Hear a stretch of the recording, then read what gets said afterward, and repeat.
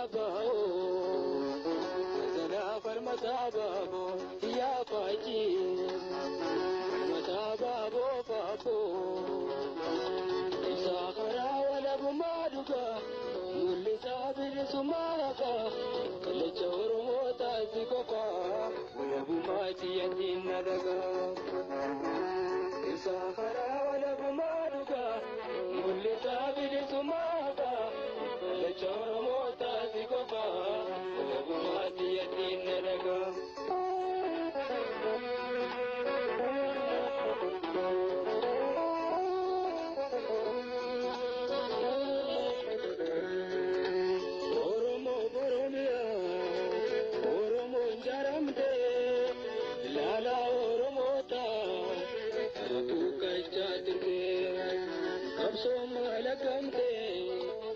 alagaan dargartee gocha maalumaa kee ifaan mirkanfattee gadameessa qabsoo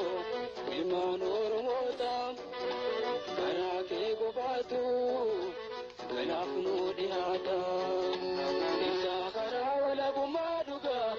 mul'isaa bilisummaa kallacha Oromoota si qofaa walabummaa xiyyatiin nadagaa.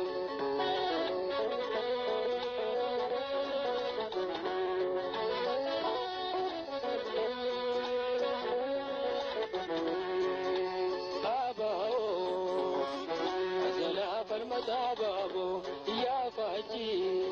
babo faso isakara wala bumaduga mulisa bilisumaka leja Oromota sikofa wala bumati yatina daga isakara wala bumaduga mulisa bilisumaka leja Oromota sikofa wala bumati yatina daga isakara wala bumaduga mulisa bilisumaka leja Oromota sikofa wala bumati yatina daga isakara wala bumaduga mulisa bilisumaka leja Oromota sikofa wala bumati yatina daga isakara wala bumaduga mulisa bilisumaka leja Oromota sikofa